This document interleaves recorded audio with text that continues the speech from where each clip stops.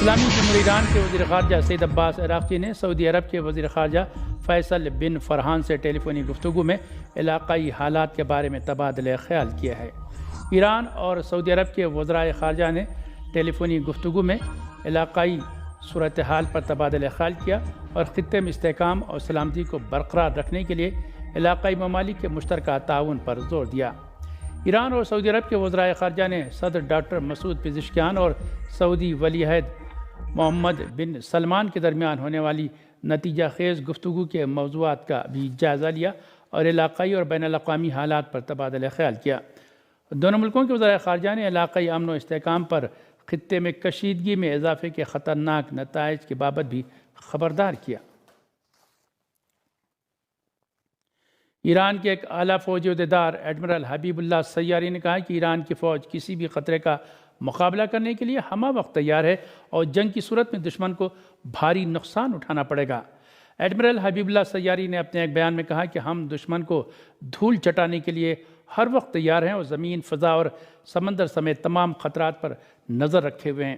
انہوں نے خطے میں امریکی بحری جہازوں کی موجودگی کے حوالے سے غیر ملکی میڈیا کی طرف سے پیدا کردہ ماحول کی طرف اشارہ کرتے ہوئے کہا کہ وہ 1980 سے ہمیں خوفزدہ کرنے کے لیے تباہ کن جنگی بحری جہازوں کی ڈپلومیسی کو عملی جامہ پہنانے کی منصوبہ بندی کریں تاکہ ہمیں ڈرا سکیں، لیکن ہم دشمن کی گیدڑ بھبکیوں سے ڈرنے والے نہیں۔ ایڈمرل حبیب اللہ سیاری کا کہنا تھا کہ دشمن اچھی طرح جانتا ہے کہ جارحانہ اقدام کی صورت میں اسے شدید نقصان اٹھانا پڑے گا، لہٰذا وہ ایسی غلطی نہیں دہرائے گا۔ فلسطین کی استقامتی تحریک حماس کے سیاسی بیورو کے رکن نے حماس کو غیر مسلح کرنے کے حوالے سے صہیونی وزیر اعظم کی دھمکیوں کے جواب میں کہا ہے کہ جب تک قبضہ جاری رہے گا ہتھیار نہیں ڈالیں گے۔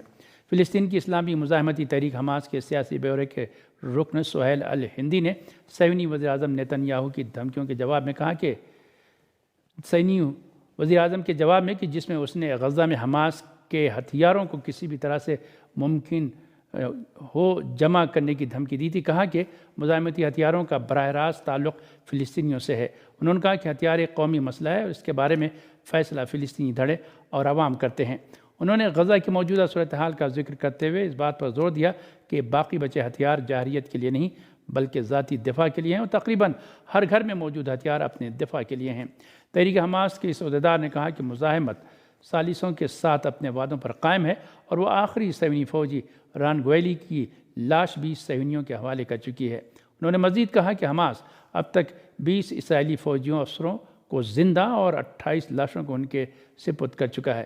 انہوں نے صہیونی حکومت پر معاہدوں کی خلاف ورزی، قتل و غارت گری کا سلسلہ جاری رکھنے، کراسنگ بند کرنے اور انسانی ہمدردی کے پروٹوکول کی پاسداری میں ناکامی کا الزام عائد کرتے ہوئے کہا کہ معاہدے پر دستخط کے بعد سے اب تک صہیونی جارحیت میں 503 شہید اور 325 سے زائد افراد زخمی ہو چکے ہیں۔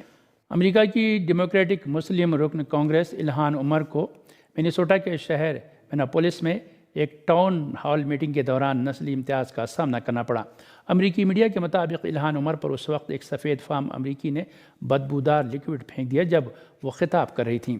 بدبودار لیکوڈ پھینکے جانے سے الہان عمر کو کوئی چوٹ تو نہیں آئی، تاہم موقع پر موجود سیکورٹی اہلکاروں نے فوری کارروائی کرتے ہوئے مبینہ طور پر سفید فام شخص کو حراست میں لے لیا۔ الہان عمر اس اجلاس میں ہوم لینڈ سیکورٹی کے وزیر کرسٹی نوم سے استعفے یا مواخذے کا مطالبہ کر رہی تھیں۔ امریکی میڈیا کے مطابق کرسٹی نوم اور صدر ڈونلڈ ٹرمپ کے مشیر اسٹیفن ملر پر اس واقعے سے متعلق گمراہ کن معلومات پھیلانے کے الزامات بھی عائد کیے جا رہے ہیں۔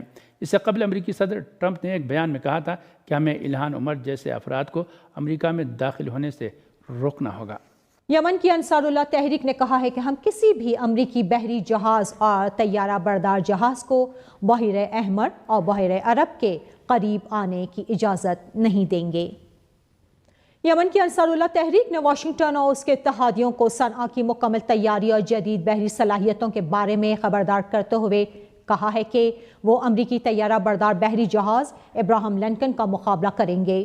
تحریک انصار اللہ کے فوجی عہدیدار بریگیڈیئر جنرل عزیز رشید نے کہا کہ یمن کی بحری افواج بحیرہ احمر اور بحیرہ عرب میں دشمن کی نقل و حرکت پر کڑی نظر رکھے ہوئے ہے اور ابراہیم لنکن کی قیادت میں ایک اسٹرائک گروپ کی تعیناتی کی کسی بھی کوشش کو ناکام بنانے کے لیے بھرپور کارروائی کریں گے۔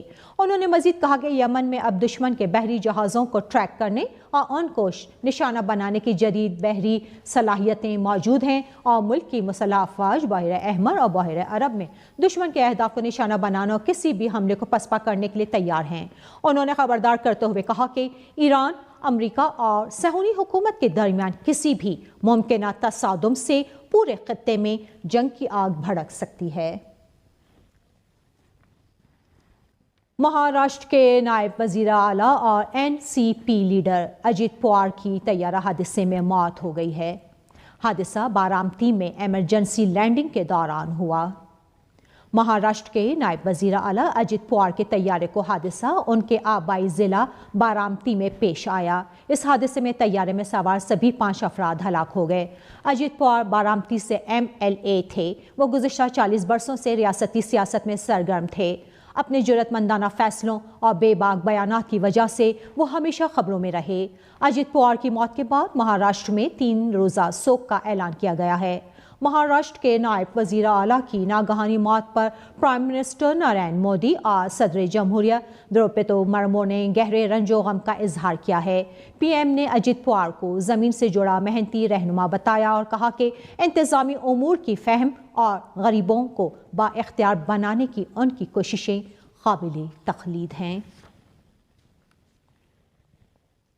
ہندوستان کے زیر انتظام کشمیر کے مختلف علاقوں میں شدید برف باری سے عوام میں خوشی کی لہر دوڑ گئی ہے اور سیاح جوخ در جوخ برف باری سے لطف اندوز ہونے کے لیے علاقے کا رخ کر رہے ہیں۔ عراق میں نوری مالکی کو دوبارہ وزیر اعظم کے انتخاب کو غلط فیصلہ بتانے کے ٹرمپ کے بیان پر عراق کی اسلامک دعویٰ پارٹی نے ملک کے اندرونی معاملات میں ڈونلڈ ٹرمپ کی مداخلت پر شدید رد عمل ظاہر کیا ہے۔ امریکی صدر ڈونلڈ ٹرمپ نے ٹروتھ سوشل نامی اپنے سوشل میڈیا اکاؤنٹ پر ایک پیغام میں لکھا کہ میں نے سنا ہے کہ عظیم ملک عراق نوری مالکی کو دوبارہ وزیر اعظم منتخب کر کے ایک برا انتخاب کرنے جا رہا ہے۔ انہوں نے لکھا کہ عراق اگر نوری مالکی کو دوبارہ وزیر اعظم بناتا ہے تو یہ بہت غلط فیصلہ ہوگا۔ صدر ٹرمپ نے امریکی مداخلت پسندانہ اقدامات کے عراق معیشت پر پڑنے والے منفی اثرات کا ذکر کیے بغیر یہ دعویٰ کیا کہ آخری بار جب مالکی عراق میں برسر اقتدار تھے تو ملک غربت اور افراتفری میں ڈوبا ہوا تھا اور بقول ان کے ہمیں ایسا دوبارہ نہیں ہونے دینا چاہیے۔ واضح ہے کہ عراق میں شیعہ سیاسی اتحاد نے نوری مالکی کو گزشتہ ہفتے وزیر اعظم نامزد کیا تھا۔